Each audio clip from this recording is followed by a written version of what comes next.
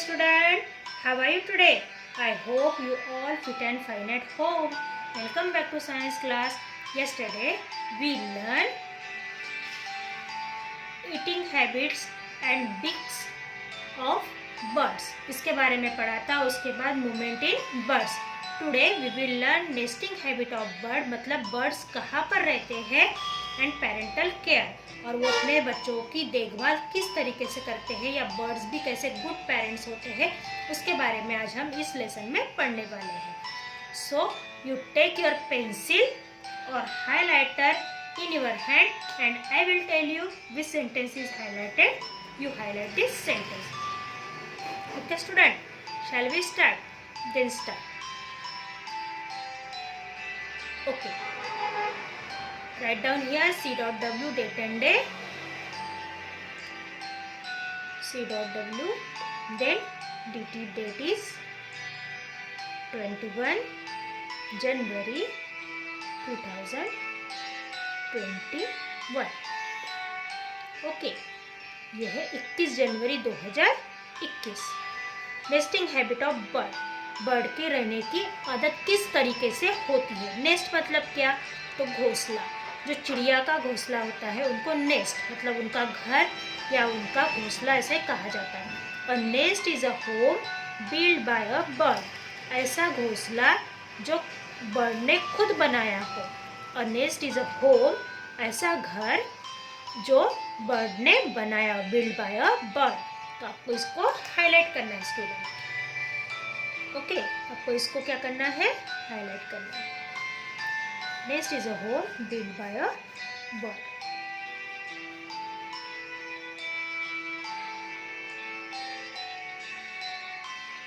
Okay, put pencil on sentence student.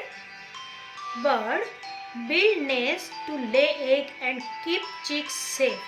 Bird घोंसला क्यों बनाते हैं? बर्ड घोंसला बनाते हैं क्योंकि to lay eggs and keep chick safe.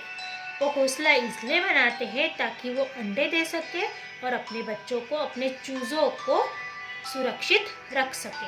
तो इसे आपको अंडरलाइन करना है. To lay eggs and keep chicks safe. Nest to lay eggs मतलब अंडा देने के लिए, एंड कीप चिक्स सेफ और चूजेस सुरक्षित रखने के लिए. They choose a place carefully to build their nests. वो क्या करते हैं, ऐसी जगह ढूंढते हैं, वो ऐसी जगह को पसंद करते हैं जहाँ पर वो उनका घोंसला सुरक्षित रह सके या वहाँ पर वो केयरफुली अपना घर बना सके. They use grass, rugs, twigs, cottons and wool to build their nests. वो किन किन चीज़ों का इस्तेमाल करते हैं घर बनाने के लिए, आपको इसको हाईलाइट करना है स्टूडेंट. ओके, देखिए, दे यूज क्या करते हैं वो, दे यूज ग्रास, रग्स, ग्रास मतलब घास, रग्स मतलब किसी भी प्रकार का धागा या कपड़े का टुकड़ा, ट्विग्स, ट्विग्स मतलब जो सूखी घास होती है या फिर जो तिनके होते हैं वो, कॉटन मतलब रुई, ऊल के टुकड़े, इन सारी चीज़ों से वो अपना एक नरम नरम घोंसला बनाती है. वो अपना एक नरम और आरामदायक कंफर्टेबल ऐसा घोंसला बनाती है. Sparrow and pigeon build their nests in lofts, windows and behind wall hangings. जो स्पैरो और पिजन होते हैं, जो चिड़िया और कबूतर होते हैं, वो अपना घोंसला कहाँ पे बनाते हैं, लॉफ्ट्स. लॉफ्ट्स मतलब छज्जे के ऊपर, या फिर विंडोज मतलब खिड़की के पीछे, या फिर जो वॉल हैंगिंग होती है, जो फोटोज़ लगे होते हैं हमारे घर में, या फिर कोई भी ऐसी शो की चीज़ हमारे दीवारों पे टंगी होती है, उसके पीछे चिड़िया और कबूतर अपना घोंसला बनाते हैं. Parrot, woodpecker and owls live in the holes of tree trunk.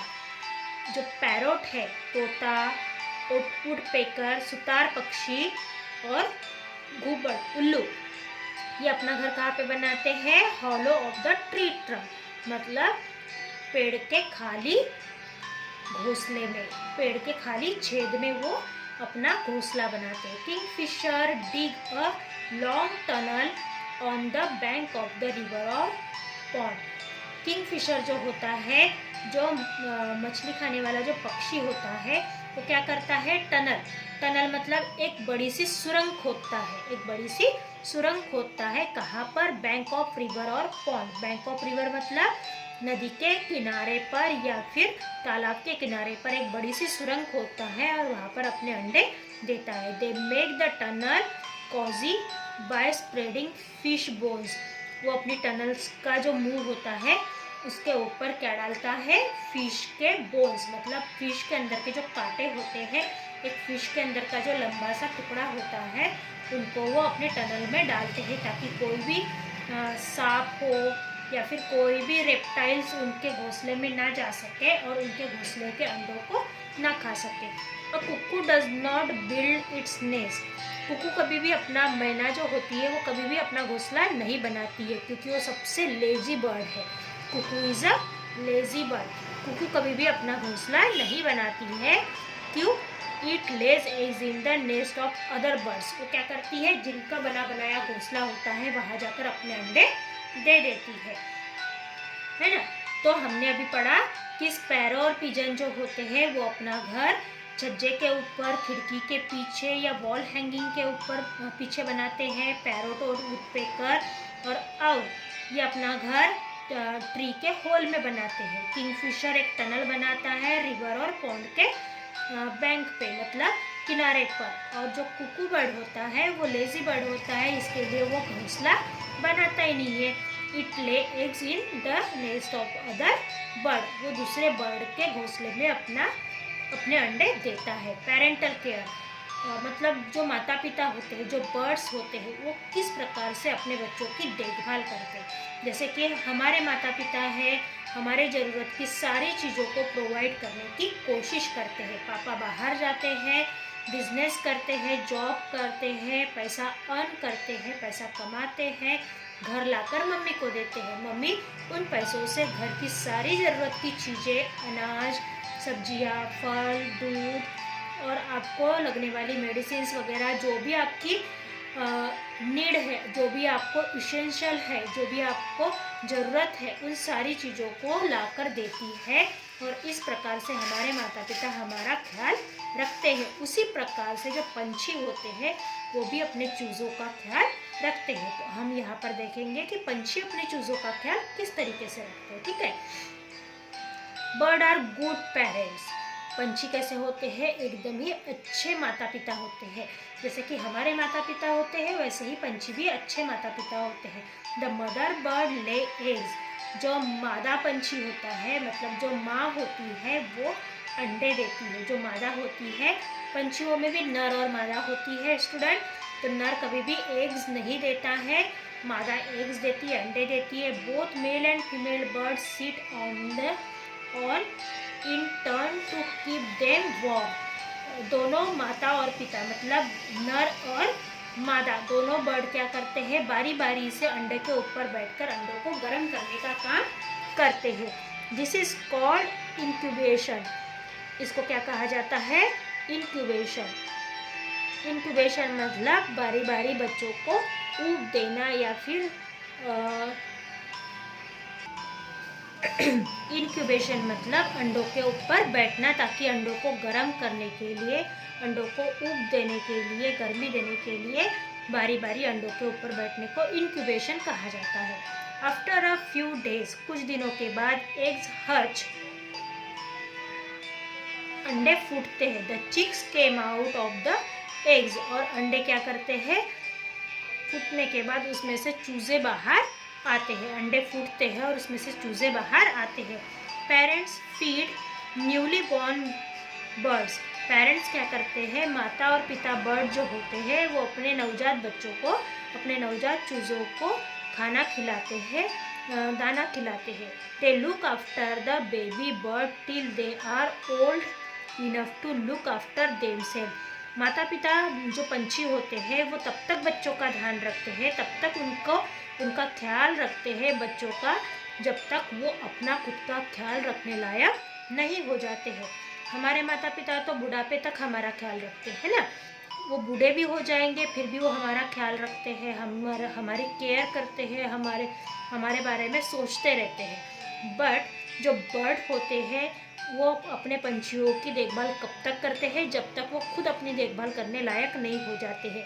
मतलब वो उड़ान भरने लायक हो जाते हैं, अपने लिए दाना चुगना सीख लेते हैं, तब तक बर्ड अपने बच्चों का ध्यान रखते हैं। उसके बाद उनको छोड़कर दूसरी जगह चले जाते हैं। Fact 5, during winter season several bird move to warm places to escape the cold winter। जब ठंडी का मौसम आता है तो बहुत से पंछी ऐसे होते हैं जो अगर भारत में समझो ठंडी का मौसम आया है तो बहुत सारे पंछी क्या करते हैं, ऐसी गर्म जगह पर चले जाते हैं ताकि वो ठंडी से बच सके। Some of this bird cross ocean to go to other countries too. बहुत सारे पंछी ऐसे होते हैं कि जो महासागर को पार करके दूसरे फॉरेन कंट्रीज में, विदेश में चले जाते हैं और वहाँ पर जब ठंडी का मौसम शुरू हो जाता है वो वापस भारत लौट आते हैं। ओशन को पार करने के लिए उनको कम से कम एक बार वो उड़ान भरते हैं तो 17,000 से 18,000 किलोमीटर तक की दूरी एक बार में वो तय करते हैं। This is called migration. एक कंट्री से दूसरी कंट्री जाने को क्या कहा जाता है, माइग्रेशन। एक कंट्री से दूसरी कंट्री शिफ्ट होना, इसको माइग्रेशन कहा जाता है। ओके स्टूडेंट, यहाँ पर हमारा लेसन नंबर 11 कंप्लीट हो चुका है। मतलब हमारा FA4 का सिलेबस डन हो चुका है। हमारे FA4 में lesson number 7, lesson number 8, lesson number 9, lesson number 10 and lesson number 11, ये 5 लेसन हमारे FA3 में आने वाले हैं। सो आपको उसकी स्टडी करना है और अच्छे से अच्छे मार्क्स आपको लेना है। आई नो आप सभी ब्रिलियंट हो, आप सभी होशियार हो, आप सभी क्लेवर हो और हार्ड वर्किंग हो, आप सभी अच्छे पेपर लिखते हो और मैं आशा करती हूँ कि आप FA3 में भी बहुत अच्छे नंबर से पास होने वाले हो। Okay student, see you soon, bye bye, have a nice day, stay home, stay safe, bye.